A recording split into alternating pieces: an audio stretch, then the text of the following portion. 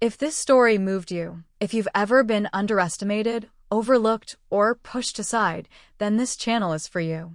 Every week, we bring you real stories of resilience, redemption, and quiet revenge from people who turned betrayal into power. These aren't just stories, they're reminders that it's never too late to take back control, rewrite your ending, and rise even stronger. So, if you believe in justice, second chances, and the strength of experience, don't just watch, join us. Hit that subscribe button and turn on notifications so you never miss a story that might just inspire your next big move. And if you've got a story of your own, drop it in the comments. We're building a community where your voice matters. This isn't just a channel. It's a movement. And we'd love for you to be part of it. Subscribe now. Your comeback starts here. I still remember how cold the crystal felt in my hand, champagne fizzing up, light catching every bubble like it was celebrating with me. $20 million. The largest agreement in the firm's history, and I'd brokered it after half a year of endless nights. The office door creaked open without warning. Thomas stood in the doorway, flanked by Claire from Human Resources. Neither looked remotely celebratory.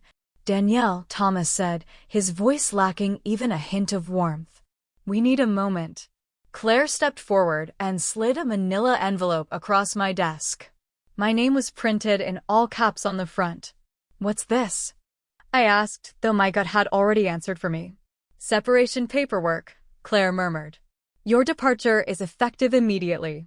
The champagne soured on my tongue.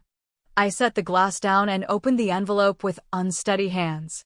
"Misalignment with company direction," Thomas offered, staring past me. "We're restructuring." The words dissolved into a blur as anger surged through me. 6 years of unwavering service dismissed with sterile paperwork and excuses.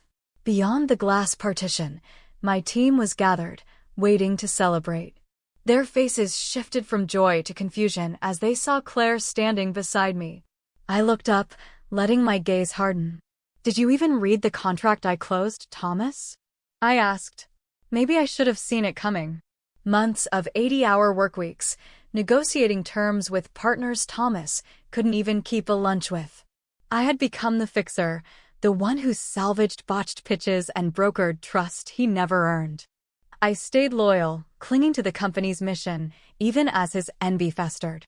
I'd even covered for him with the board, handing him credit for slides I built and strategies I crafted. Then came the accidental forward. An internal presentation meant for the board, bragging about his role in landing the $20 million deal. 12 pages, not a single mention of me.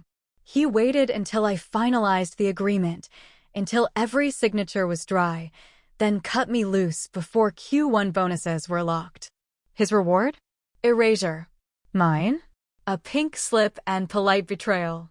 As I packed, Thomas added without meeting my eyes, "The board feels your style isn't collaborative. Too independent." Translation? I outshined him. I didn't cry. I didn't shout. I didn't ask for reconsideration. When Claire handed me a cardboard box, I nodded and calmly gathered my belongings. "You're taking this gracefully," she whispered. Thomas had stepped out. I looked up and smiled. "It's just business, isn't it?" My assistant, Maria, hugged me tight as I walked out. "You deserved better," she whispered. Colleagues stood in stunned silence as security escorted me through the lobby. I passed the break room, where champagne still sat, untouched and waiting for a toast no longer mine. In the driver's seat of my car, I finally let out a slow breath. My fingers grazed the inside of my blazer pocket. The flash drive was still there, months of foresight packed into one tiny safeguard. Every deal memo I wrote, every vendor clause I built, every proprietary draft registered under my name, not Monroe and Grace. They thought they were done with me. But the real work was only beginning. Thomas thought he had erased me. What he didn't realize was, I had documented everything. The parking structure beneath the downtown tower was nearly deserted as I slid into the driver's seat. Before pulling out, I opened my laptop one more time and forwarded myself a set of files, key correspondence, internal approvals, confirmation notes. My safety net. My spark. This wasn't the end. Not even close. At my townhouse in Seattle's Queen and neighborhood, I laid the separation documents across the granite countertop. Where most people skipped the legal phrasing, I lingered. Being raised by 2 contract attorneys taught me never to ignore the fine print. And there it was, buried in subsection 4C of the acquisition agreement I'd signed just hours earlier. A clause granting me provisional authority for 17 calendar days to oversee the client transition process. In his eagerness to have me gone, Thomas had overlooked a detail that mattered. Those powers hadn't been rescinded. Not yet. I pulled up the contract archive and reread the clause twice to be sure. 17 days of sanctioned access, systems, client comms, and infrastructure touchpoints, all still under my control. My pulse quickened. In a field like ours, 17 days was more than enough to shift the tides. This wasn't about revenge. This was about correction. Thomas had coasted for years on the innovation and labor of others. I was simply going to show him what happens when he bets on erasure over ethics. By 1:30 a.m., fueled by cold coffee and sharper focus, I began. Most people in the company didn't know that Aurora Cloud's central analytics module operated on data pipelines I had originally built through my consulting firm, Hale Logic Group, before I joined full-time. I had licensed those systems. I never gave them away. I logged into the license manager dashboard and revoked 3 active tokens. Quiet. Precise. Entirely legal. No systems breached. No NDA violated. Just a contract adjustment within my rights as the intellectual property holder. By 3:45 a.m., those permissions had propagated through the system. From my console, I watched the alerts trickle in. Data pull errors. Service disruptions. UI rendering failures. Their demo for a Fortune 500 client was scheduled for 10 a.m. The interface would be a blank slate by then. My phone buzzed just before sunrise. A message from Maria, my former assistant. Something's off. Thomas is spiraling. Whole dashboard's down. I shut my laptop and finally got some rest, a soft smile tugging at my lips. The first error they saw would read, license deactivated. Contact IP owner for renewal. Thomas was about to learn who that owner was. By 9 a.m., I was on the phone. Hey Karen, it's Veronica. Remember that exclusivity clause we discussed? Just a heads up, my status with Aurora has changed. One by one, I reached out to every vendor, every supplier, every integration partner I had built rapport with over the past 6 years. No ultimatums. No drama. Just facts. Most of our joint agreements required my individual oversight to remain in effect. Without me, confidentiality frameworks expired, co-development privileges dissolved, and in several cases, third-party access required recertification, my signature included. By midday, their inboxes went quiet. Support teams stopped replying. Engineering partners flagged the terms. Data providers asked for reassignment. And Thomas? He was finally beginning to realize what he'd really lost. I didn't deceive anyone. I simply notified each contact of my exit and gently reminded them of the relevant agreement terms. And like a row of dominoes, they began to fall clean and precise. At 2:17 p.m., a text popped up from Maria. Thomas just got off the phone with DataBridge. They're suspending access due to your absence. He's absolutely livid. I grinned. The chain reaction had begun. What's the scene like now? I asked. Her reply came almost immediately. Utter meltdown. No one knows where to start. Thomas is yelling in every direction. By the 3rd day, Aurora Cloud was in full-blown crisis mode. Internal contacts told me that Thomas had summoned a cross-functional task force in a frantic attempt to restore core services. IT couldn't trace the source of the errors, just a series of cascading failures, API endpoints failing, data sinks freezing, dashboards returning null reports. Legal was just as bewildered. Someone had finally unearthed the original service agreements and came face to face with a complex network of intellectual property clauses. "These aren't boilerplate," I imagined them saying. "These are bulletproof." As panic built, Thomas held a full company meeting.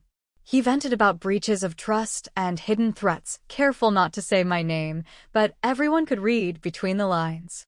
Meanwhile, the systems continued to collapse. That afternoon, I sent one discreet message from an untraceable email account to Aurora Cloud's lead stakeholder, Mason Grant. "Regarding your recent $20 million acquisition, has anyone drawn your attention to Section 12D? You may want to clarify it with your CEO before the review deadline." I knew Mason well enough to predict his response. He loathed surprises, especially the expensive kind. Section 12D was my safeguard, strategically inserted into the 118-page merger document. It required Aurora Cloud to meet specific operational metrics, system reliability, user retention, and platform integrity within 30 days of the agreement's execution. Failure to meet any benchmark? The full acquisition, some would revert to the client. It was elegant. I'd crafted it knowing full well Thomas would never read past page 20. The client embraced it instantly as risk protection. What no one realized was that those very metrics were tracked by systems licensed under my personal firm, systems now offline. With vendors withdrawing and integrations broken, Aurora Cloud stood no chance of hitting its targets. The countdown had started. And the $20 million? Already on its way back to the original buyer. I pictured Thomas's face as Mason pieced it all together. The message, the clause, the collapse. It didn't take long. By day 5, the board convened an emergency session. Mason didn't just call, he landed in Seattle with 3 attorneys in tow. According to Maria, the conference room went ice cold when Mason confronted the executive team. "Are you telling me this entire deal is about to collapse because you fired the only person who had the legal control to keep it intact?" Other investors followed, their voices raised in disbelief and frustration. Thomas had spent years clinging to power. Now he was watching it slip through his fingers, one clause, one oversight, one woman at a time. And I was just getting started. Aurora Cloud's stock tumbled nearly 13% in a single trading session. Industry whispers morphed into headlines as speculation swirled around the $20 million acquisition that had once been the company's crown jewel. That night, I composed 3 precise emails. Each was addressed to a major stakeholder I'd personally cultivated during earlier funding rounds. "Given the current climate, I believe it's important we reconnect. I'd welcome a chance to share some overlooked insights, perhaps over dinner next week." All 3 replied by midnight. Not only were they interested, they wanted to meet immediately. My granite countertop in my Denver loft was now buried under spreadsheets, white papers, and bullet-pointed roadmaps. Thomas had tried to derail my trajectory. Instead, he had handed me the opening to architect something far greater. Predictably, he didn't take the fallout lightly. By day 7, his pushback arrived in the form of a company-wide email riddled with blame. Within hours, the message had surfaced on multiple tech news blogs. The recent outages, he claimed, were due to an unstable former executive whose erratic behavior had compromised operations. He called me volatile, claimed my exit had been orchestrated to undermine the company. He painted my airtight licensing strategy as sabotage. The press had a field day. Exec unhinged? Aurora Cloud CEO points to internal saboteur. Was Natalie Kerr behind the meltdown? I kept quiet, outwardly. Privately, I sent a short audio clip to Mason Grant. It dated back to a closed-door strategy meeting 3 months earlier. Thomas's voice was crisp and unmistakable. "Once the deal closes, the board will chalk it up as my win. That's just the reality, Natalie. I'm the face of the company. Success sticks to me." Then came my response, even and steady. "That doesn't seem ethical, Thomas." His laughter was sharp. "Ethical? Please. It's business. Grow up." The recording was just a start. I hadn't stockpiled years of documentation as a weapon, but out of necessity. Working under Thomas had taught me to protect my labor. Now, I chose my next move carefully. A discreet release of internal messages and screenshots to trusted contacts within the industry. Proof of ignored warnings. Mockery of strategic partners. Plans to present my technical architecture as his innovation. One message stood out. Thomas had typed, "Natalie's great for back-end builds and client hand-holding. I'll handle the glory." As those messages made the rounds, Aurora Cloud's credibility fractured. Clients paused active projects. Partners escalated contract reviews. Rivals began circling, sensing vulnerability. Then came the blow that broke the dam. A senior investor posted cryptically on X, formerly Twitter. Troubling revelations surfacing. Strongly considering recommending legal action. Thomas's smear campaign had turned into a self-inflicted implosion. Now, journalists called nonstop. Recruiters sent offers. Former coworkers begged for my side of the story. I declined them all. I wasn't chasing titles. I was preparing a reckoning. By the 10th day, I played my final card. Few at Aurora Cloud knew I had installed a legal compliance monitoring system across core services, with full sign-off from both legal and cybersecurity. Its original purpose was simple: transparency and data traceability. But what it revealed now was far more valuable. The compliance software had been designed to help our fintech clients stay within federal regulations. But what Thomas never realized was that it recorded everything, including his own digital footprint. Each login, every attachment opened, every internal message sent through company systems, it all lived in encrypted archives. I never intended to weaponize any of it, but once he began broadcasting falsehoods about my mental state and professional conduct, my silence no longer felt noble. From a secure, untraceable email address, I forwarded a zipped file to Aurora Cloud's board. The contents spoke for themselves. Logs showing Thomas accessed protected client files without proper authorization. More damning, financial transactions tied to a shadow company named Westbridge Analytics. On paper, Westbridge didn't operate, but the deposits aligned suspiciously with closed deals. It painted a picture of backdoor payments or unapproved side agreements. The message I included was brief. This is why removing me mattered to him. I created the system that caught the truth. He hadn't pushed me out to move the company forward. He'd done it to cover his trail.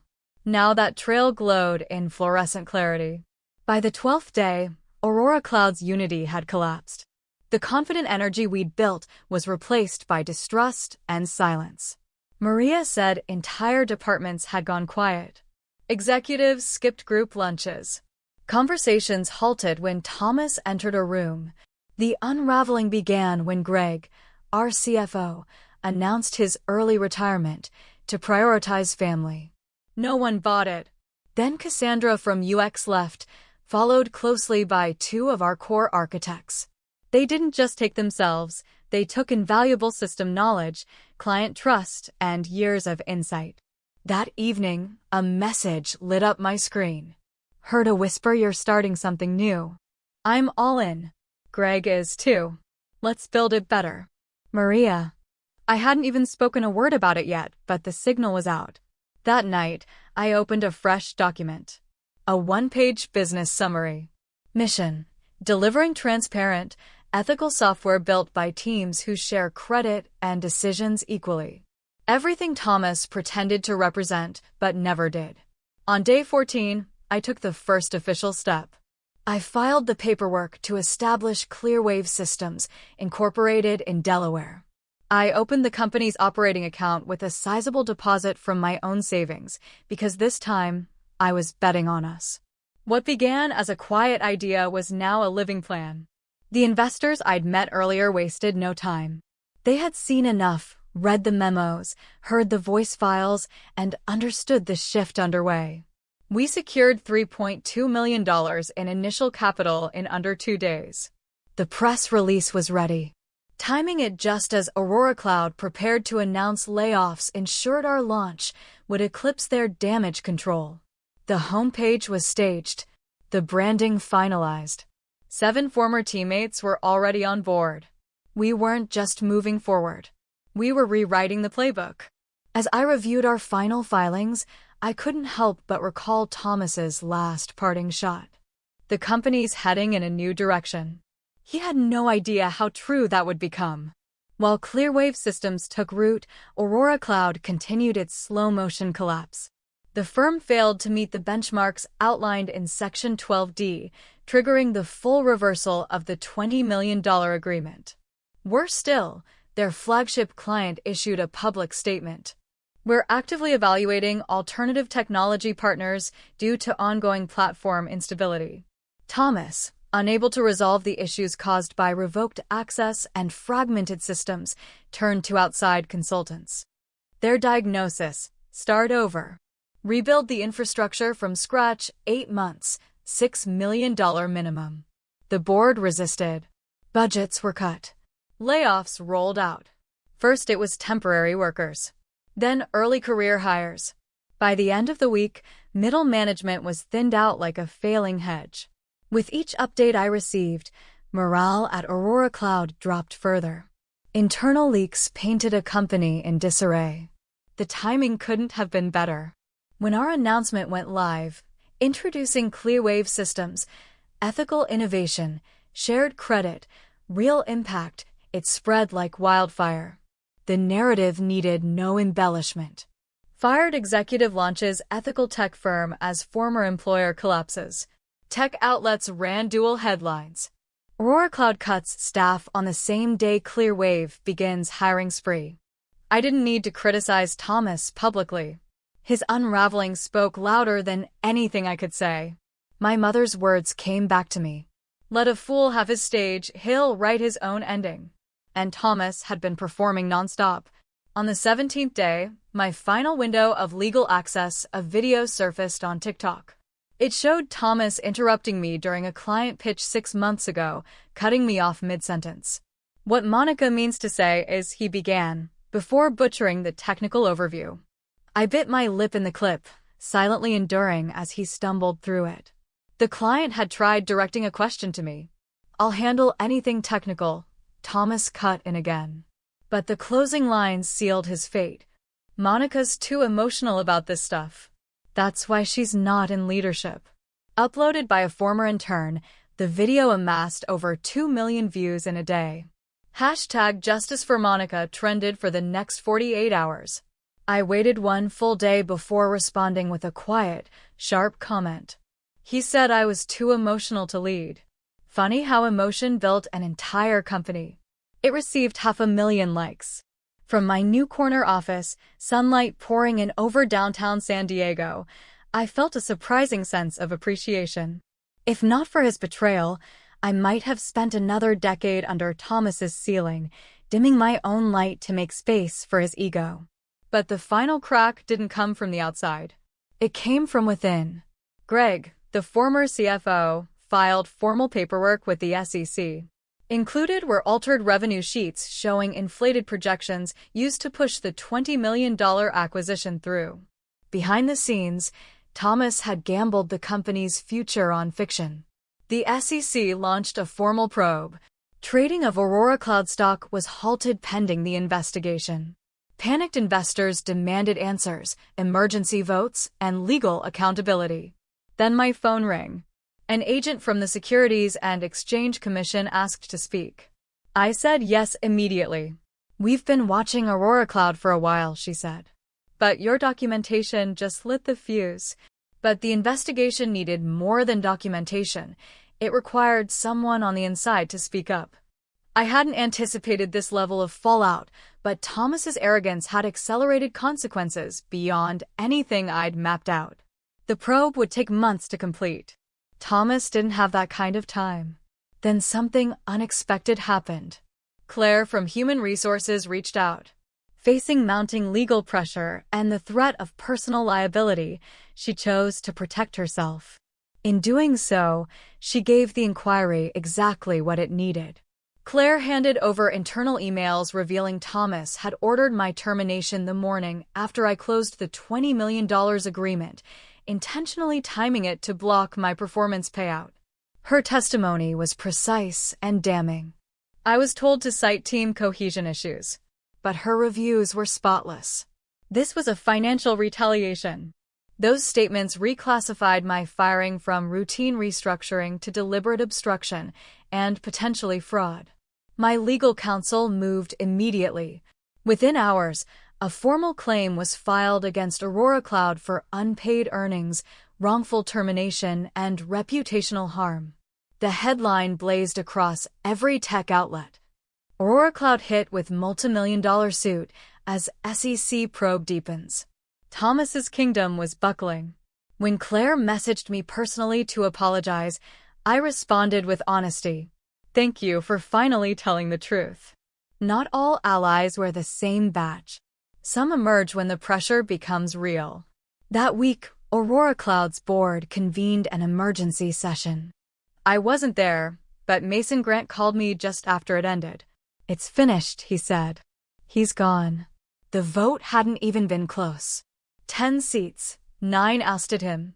1 abstained. Not a single vote in his favor. Thomas's access had been revoked before the boardroom doors even opened for final remarks.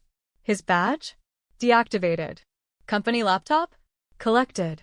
He blamed you for everything, Mason added. Claimed you orchestrated it from the start. No one bought it. The board named Greg interim CEO with a mandate: stabilize the business, evaluate what could still be salvaged. But Thomas didn't leave quietly. He threatened lawsuits, screaming breach of contract. Legal counsel reportedly laughed as they laid out exhibits A through Z, internal memos, contract violations, and financial inconsistencies. He genuinely believes he's the one being wronged, Mason said. I just nodded. The man who spent years claiming other people's wins was now proudly owning his own implosion. Then came the final, bizarre chapter. Thomas went live on LinkedIn. A full broadcast. The truth behind Aurora Cloud, he called it. Over 50,000 viewers joined as he delivered a rambling, frantic monologue, shirt collar askew, eyes darting. He accused me of espionage, claimed the board conspired with me to hijack the company. As the chat flooded with disbelief and mockery, former employees began chiming in. He did the same thing to my team. Classic Thomas, take credit, shift blame. Younger viewers posted memes and comment spam. CEO speedrun, fired plus arrested. 45 minutes in, the stream cut abruptly. Twitter exploded. Breaking news: Thomas Landers detained by federal authorities in connection with SEC fraud probe. The saga was no longer corporate drama. It was federal news. And I was just getting started. A grainy snapshot began circulating online. Thomas, flanked by agents in dark suits, being led down the steps of his brick colonial home. I didn't share it. I didn't comment. I didn't need to. The truth had finally taken over the conversation. That evening, from the living room of my apartment overlooking downtown Charlotte, I watched the story unfold on national news. There was no thrill in it. No gloating. Just quiet satisfaction that accountability had finally come knocking. 3 weeks after Thomas's detainment, I accepted a request for a single interview with a respected industry magazine. We met in Clearwave's newly leased workspace, open, efficient, intentionally understated. A place that reflected our priorities: results over flash, integrity over performance. The journalist asked smart, measured questions about the future of transparent software, the importance of honoring team contributions, and the obstacles that women in tech still face. I answered openly but with restraint. I never once mentioned Thomas or Aurora Cloud by name. I didn't have to. Do you feel vindicated by everything that's happened? She asked. I feel seen, I replied. And there's a difference. This wasn't about revenge. This was always about setting the record straight. When she inquired about our proprietary platforms, my tone shifted. I explained our architecture, our data safeguards, our mission to rebuild trust in a space that had too often betrayed it. Her final question lingered. Would you ever go back if they offered you the CEO seat? I smiled slowly before answering. Why try to rebuild a house from ashes when you can design something brand new from the ground up? The article appeared the following week, paired with a photo of me standing near our team lounge, confident, calm, forward-looking. The headline read, "From Fired to Founder, How Lauren Bishop Built Something Better." 6 weeks after I'd been let go, Aurora Cloud filed for Chapter 11. The reversal clause, client exits, and regulatory heat had carved a financial crater too deep to escape. Their official statement cited technology disruptions and organizational changes, but the media didn't sugarcoat it. How arrogance tanked a rising tech giant. Aurora Cloud's collapse, a blueprint for leadership failure. Meanwhile, Clearwave was thriving. We'd closed a new $5 million investment round. Our headcount had reached 30 and growing. Nearly half the team came from my former employer, all eager for a healthier workplace. Then came the turning point, a $30 million partnership with Global Access, the very account Thomas had lost. Their CTO sent a brief message the day the ink dried. "We believe in your vision, Lauren. Don't let us down." I wouldn't. I couldn't. This company wasn't just a career milestone, it was a second chance to create something that lasted. To mark the deal, I invited the team to the rooftop for a small gathering. Soft lighting, clear skies, honest laughter. Greg, now our CFO, lifted his glass and said, "To Lauren, who proved that resilience isn't just moral, it's profitable." The group erupted in cheers. As the night settled, Maria leaned close and asked, "Someone asked me today, if you could say one thing to Thomas now, what would it be?" I paused and realized I didn't know. I stood quietly for a moment, the glow of downtown Portland flickering through the office windows, and thought about the question. Then, lifting my glass, I offered the only answer that felt right. "Thanks for the flame," I said quietly. It lit the way to something stronger. Lena clinked her glass gently against mine, smiling. "To the burn that built us," she said. I nodded, letting the moment settle. Around us was the team we'd formed, what remained of Aurora Cloud's brightest. But here, they weren't surviving. They were thriving. Thomas's trial was still months away when his name showed up in my inbox. Subject line, inquiry. There was no greeting, no remorse. Just his voice and type. "Danica, the industry has responded unfairly to recent events. I'm exploring fractional leadership opportunities while legal matters resolve. Given Clearwave's current momentum, an advisory collaboration could be mutually beneficial." He offered to share his scaling expertise, framed it as a gesture of goodwill before reaching out to other startups. Even in disgrace, he couldn't say sorry. Couldn't admit the truth. He still believed he had something I needed. I typed one sentence. "We're not aligned." Then I hit send, blocked the address, and shut down my laptop. Outside, our team was gathering for lunch. Real professionals. Real leaders. People who knew success was never about stepping over others, it was about stepping up for them. Exactly 1 year after my dismissal, the new issue of Forbes hit the shelves. My portrait was on the cover, framed by luminous code and the Portland skyline.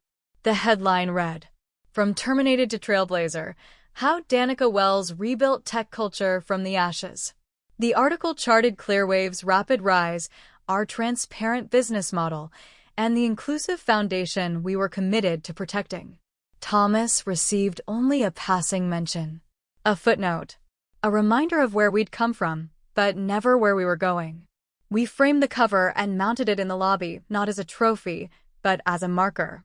A symbol of what had been earned, not given. Beneath it, our guiding principle. Design with clarity. Lead with dignity. Grow together. That afternoon, I wandered through the open-floor workspace, no corner offices, no locked doors.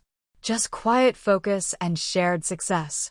Jamal, now Chief Strategy Officer, approached with a glowing client dashboard in hand. "Still glad they let you go?" he asked with a smirk. I paused, recalling that glass of champagne on the day my world changed. The manila folder. The silence. The shift. They let go of the wrong woman, I said. And I meant it. Every word.